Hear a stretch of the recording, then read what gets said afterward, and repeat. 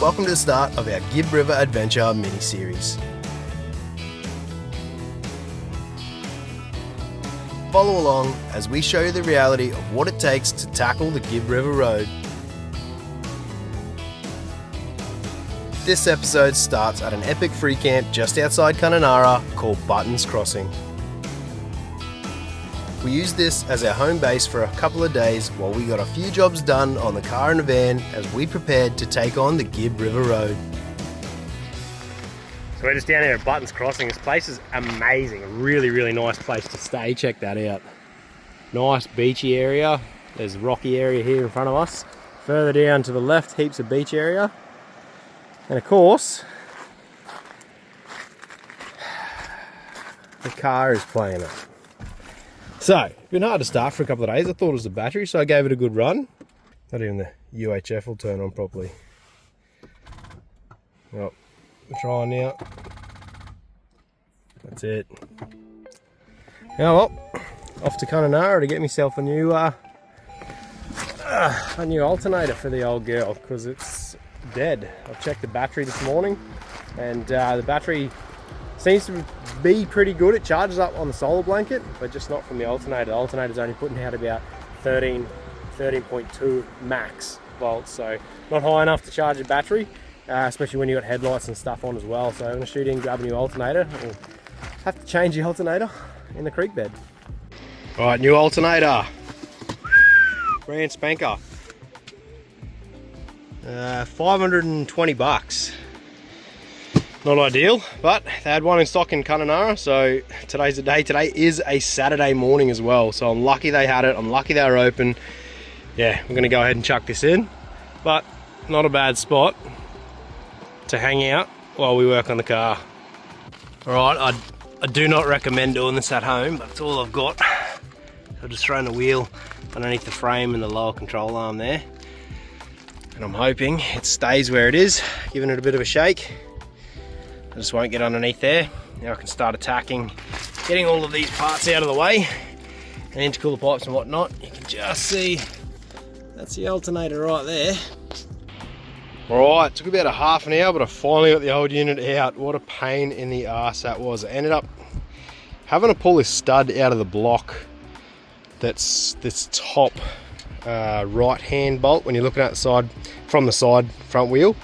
Ended up having to wind that out to be able to get the alternator out underneath one of those pipes. It was just lucky that was a little bit loose, so quickest, easiest way for me to get it out. So plugs are the same, that's good. Mounting position's the same. This is a 150 amp alternator, standard 130 amps, so a slight upgrade on that. It's a Denso unit. Just gonna go ahead and chuck that back in, and then we can test it and make sure she's actually charging. She's all back together, so I'm just jump starting it off the secondary lithium. This battery currently only has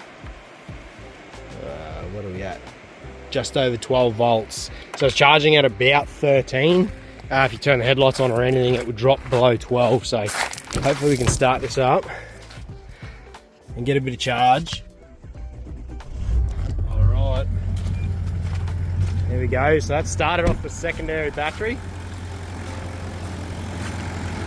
See what the alternator's doing now.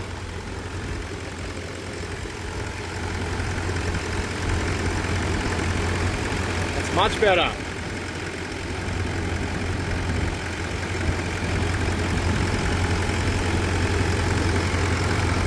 Alright, I think we're onto a winner. So I've just woken up. I've got to take the car into Kununurra. It's only about 15 k's away to do a wheel line today. But I've woken up, jumped in the car, gone to start it to race in, and it's dead flat. Tested the battery, it's only at 10.5 volts, which means it's dropped a cell, so I'm not real stoked about that, but I've just jump started it.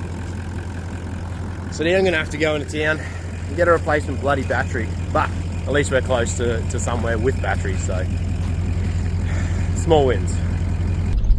Just driving out of camp, bloody annoyed about that battery, but what's worse is I can hear the boat rattling around on the roof, so something's definitely loose. I'm already going to be late to get this car in now that I've had to jump start the battery, so don't really have time to investigate. So I'm just hoping the boat stays on the roof as we drive through this creek bed, and then out through this main road. It's pretty ruddy and pretty corrugated, so I'll have to take it a little bit slower and just assess when we get back. Didn't quite make it to the wheel liners. Had to shoot in and replace the battery first. Unfortunately, they've only got supercharged batteries, but it'll get us out of trouble. There's about 2 shops in Kununurra that have batteries at the moment on a Monday morning at 7 o'clock, so I've got to race in to get this wheel alignment now. Now that that's done, hopefully we have no more battery issues for the rest of the trip. All right, moment of truth. Oh, way better. Come on. Anything over 13 volts would be nice.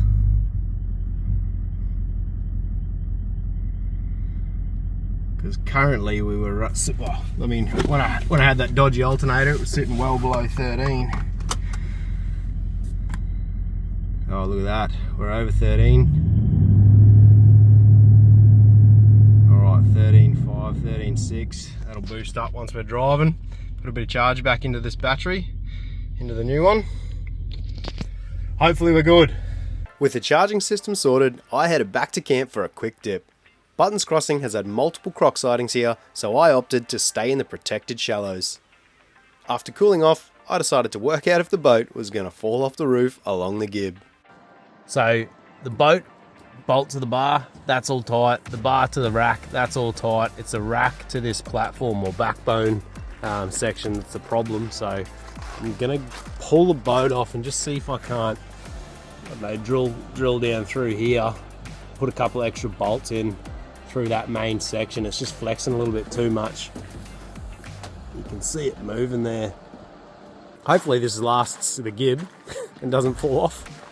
That'll be an interesting video if the boat's on the side of the road, or worse, on the front of the caravan.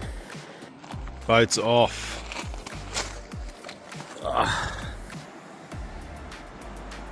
Real simple setup up here. You can see the bar's nice and tight, bolts are bottomed out, everything else is nice and tight. I kind of checked that with the boat on, but you can just see there's so much movement in that. It's just flexing like crazy. So there's only a couple of mounts. Oop, there's one of them. So I've already put an extra little bolt in over here, and I'm gonna have to try and run maybe some poly packers underneath here, and then just sandwich that down with a couple extra bolts, fix it a few points down each side. Hopefully that helps. Yep, that's solar panel bolts loose. There we go. I'll have to get up here and just double check all these bolts before we hit the Gibb. I'm also going to just run through the van quickly, check everything on the van, check everything on the car, grease the tail shaft, grease the hitch, grease all the suspension components in the van, just get everything ready to go. But I'll probably do that at El Questro tomorrow, I think. Just running out of daylight. We'll see how long this takes, and then we'll get the boat back on.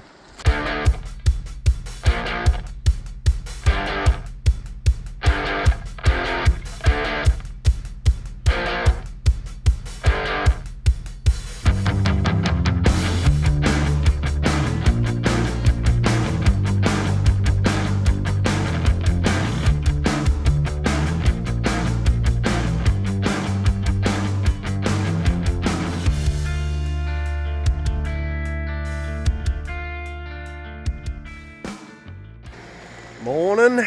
It's a lovely day in paradise today. This spot is just fantastic. That's all you hear all night. Very calm, very peaceful. There's not many people here, to be honest. I thought for a free camp there'd be way more. There's a couple of people down the end. There was a few people here a couple of nights ago. A couple of people parked up down the end. Elnick was down there, had his boat out in the rapids. It was pretty cool.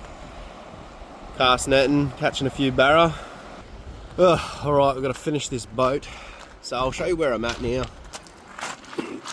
What I've done, or what I got done last night, was I put some poly packers in between the platform rack and the backbone. You can't really see the backbone there, but had some 12mm thick poly, so pretty much perfect double stacked them, whacked a bolt through there, and it is solid as now. It is locked up.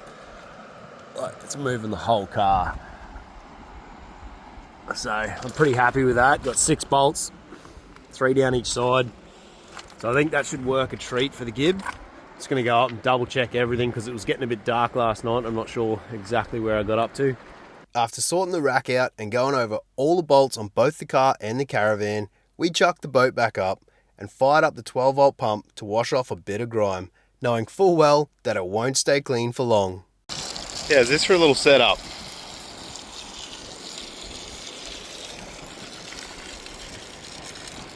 Give the old girl a quick rinse off before we leave.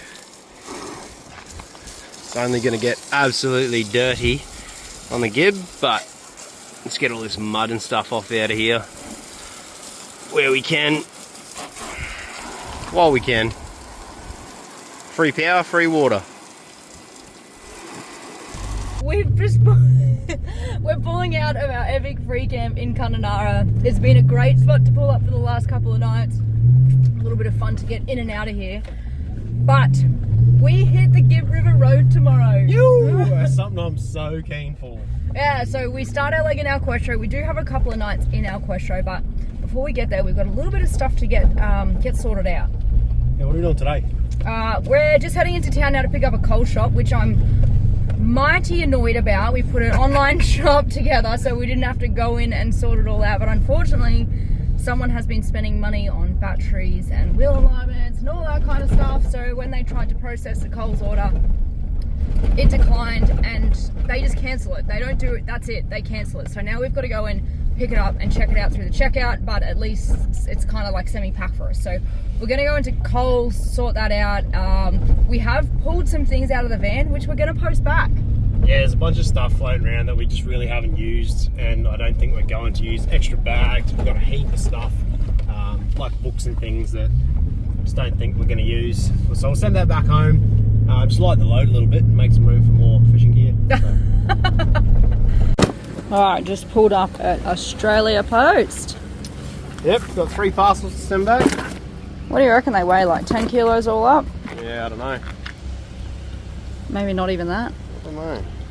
I mean, it doesn't look like a lot of space, but when it's taking it up in your van, it's kind of just, oh, we dropped it, kind of pointless of being in there, right?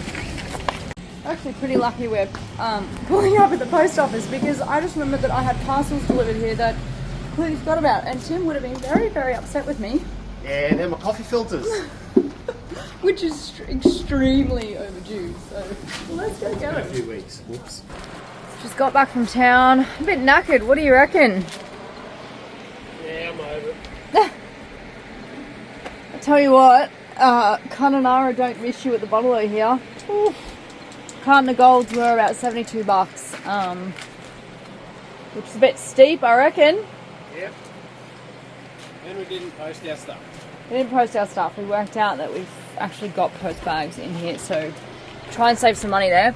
We spent about $400 on the shop. Got a fair bit to put away. Last time we spent this kind of money was in Alice Springs. It did last us over 3 weeks.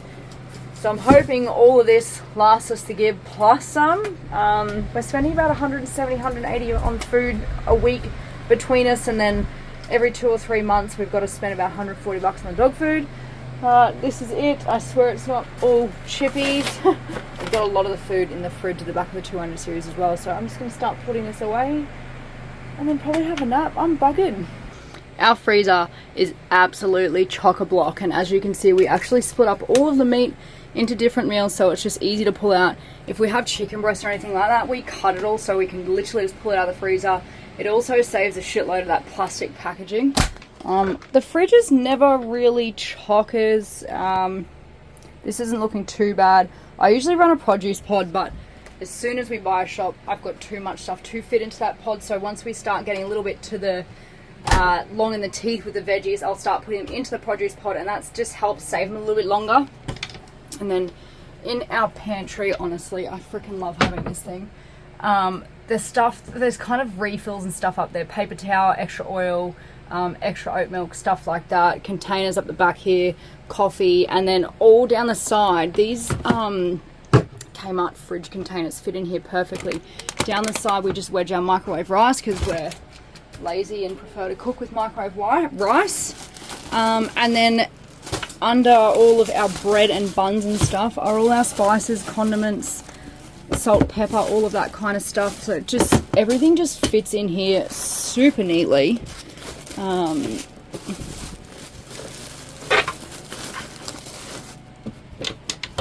Making our way down, the most important drawer is the booze drawer. So check out the fitment in there. It's freaking awesome. All of our Glad wrap and stuff like that fits in there perfectly, and this fits a decent amount of wine, booze, whatever you want to put in there, so that's super handy. And then we have our snack drawer because we don't have kids. This is just out in the open everywhere, so it's not just snacks. We've got granola, wraps, things like that sit really nicely in there, and of course little doggo snacks. And then more snacks, which we've started using this spot for up there. So we are planning on, you know, not doing a food shop for 2 or 3 weeks, and we're doing a little bit peckish for something a little bit naughty. So some chips up there, and then also got some corn chips for our taco bowls and stuff like that we like to do. And then my favorite part about this is our little floorboard storage. It actually works perfectly for all of our cans. We've run our cans in there since we packed groceries, and we've never had an issue. Any soft drink, cartons of beer or anything like that, we usually just store underneath the bed. Oh, it's a bit heavy with stuff on it because there's not a lot in there, so they just stack up nicely under the bed there, and then that's essentially our food shop done and dusted.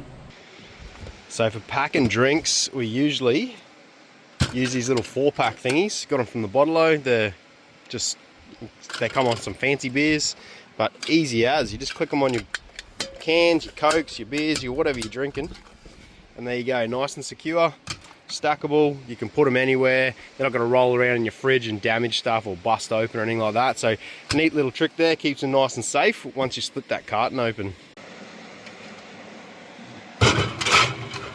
Easy as that. Stop them rattling around, that'll keep them nice and safe. And hopefully they won't explode on the gib.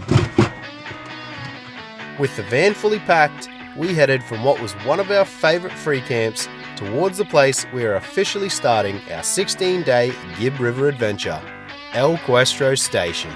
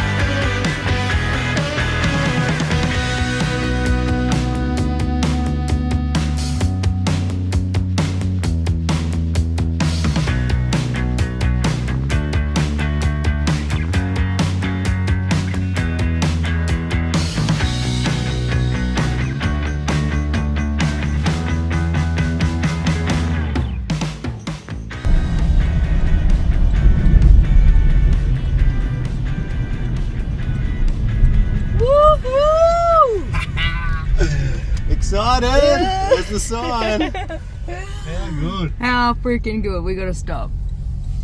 We gotta stop. Oh, we've got an OG sticker in here too. We don't have many of these left. I reckon one of these could be used as a special place on the Gib River Road sign. Oh, right. We got about 10 of them. Alright, let's do this. I'm gonna pull up. Oh, I forgot about this sign. How good.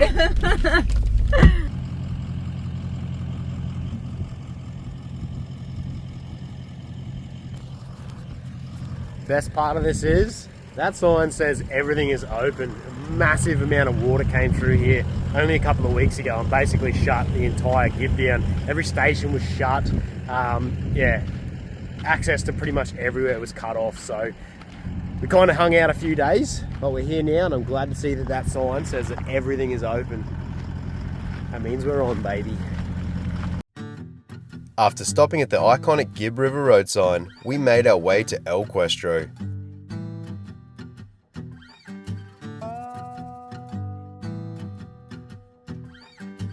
And of course, we stopped for a few silly pics too.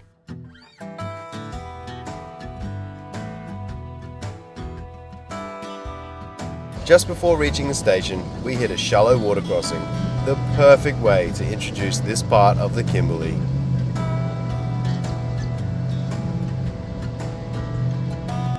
When we were settled into camp, I decided to do the last bits of preparation to the car and the van, ready for what's next. So I just had some lunch and I'm about to start getting prepped for the Gib. So I just ripped all the boxes out of the tunnel boot, and I'm going to do, what am I doing first? First thing I'll do is basically grease everything on the caravan and the car. So I'll do tail shaft, all the ball joints and the bits and pieces on the car that I need to do, the hitch, the suspension and everything on the van, get that nice and lubricated, ready for the Gib. And then I'll probably just check all of the wheel nuts, re-torque everything. I do it about every 1,000 Ks or so. When we pull up, just check them, but just run over the whole thing with a spanner, check all the nuts, make sure the tank nuts underneath are nice and tight, all those kinds of things, because you never know what's going to rattle loose when you're on the Gib. Oh, should have aired it up first.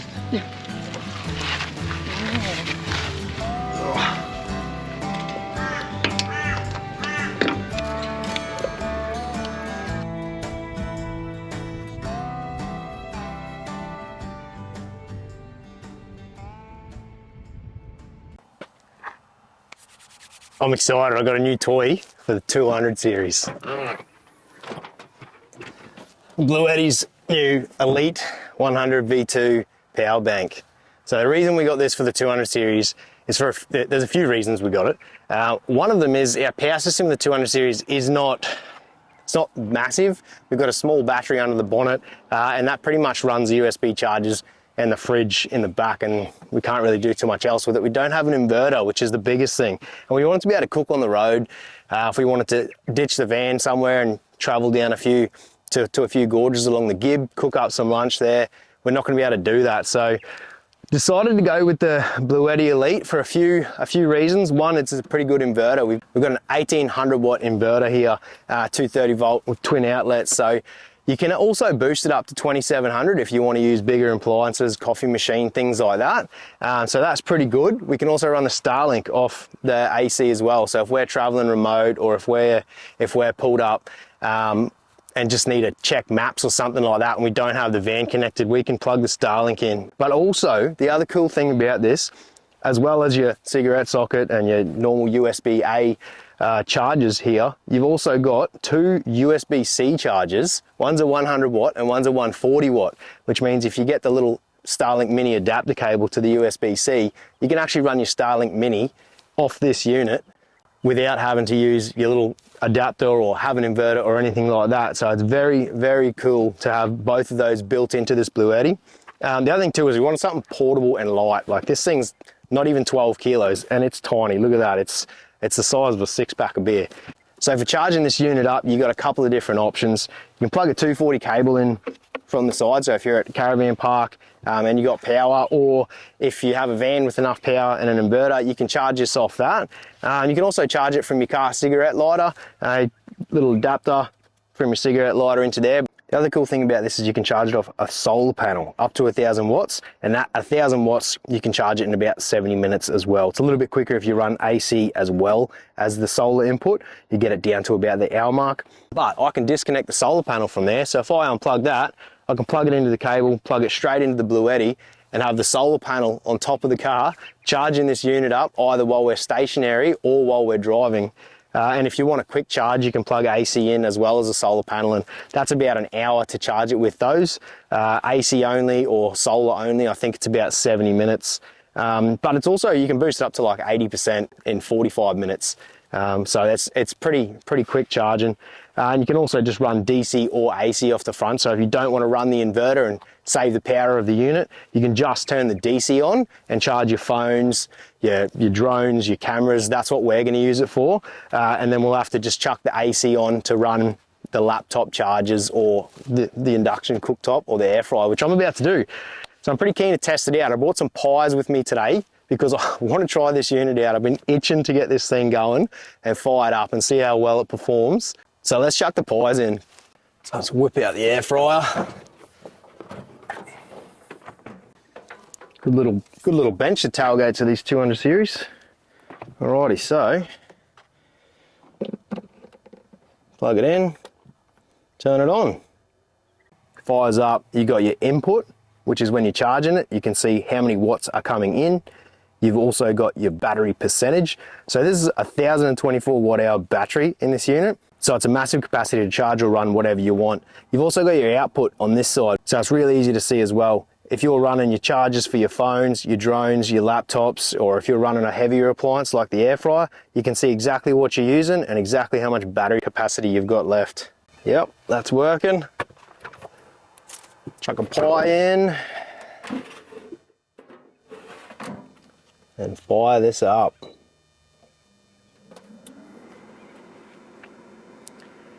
Yeah, look at that. So you can see the wattage coming out already. That's so easy to see. Nice big clear screen on these things too, which is fantastic. Easy to tell what's going on. You've got a bar coming around the side of your percentage on the battery as well. So you've got a nice visual indicator of how the battery is doing and performing at the same time. Also, I can't even hear it running. It's so quiet. You don't even know it's on. That's incredible. So the air fryer's all heated up now, and we're using about 1500, 1600 watts of power out of that 1800 watt continuous power supply. But if you did want to plug something else in and run it and it was a little bit over that 1800 mark, you can also change your functions and use a 2700 watt lifting power mode. So we'd be able to run anything else as well at the same time, which is good for us if we wanted to charge a phone, a laptop, or run the Starlink at the same time. So the reason we went with the Bluetti unit is the main ones are the inverter, which we needed in the car for cooking like we're doing right now, but also lithium battery. It's nice and light. That's what I wanted. It's portable, 1024 watt hour battery. So it's huge. It's more than enough for what we need.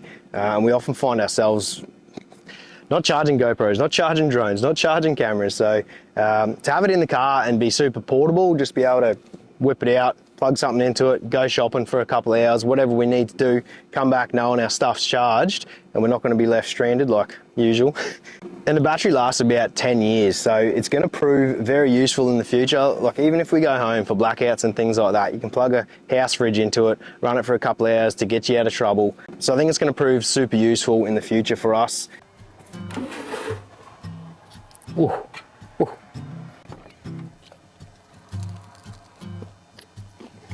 Ooh. Yum.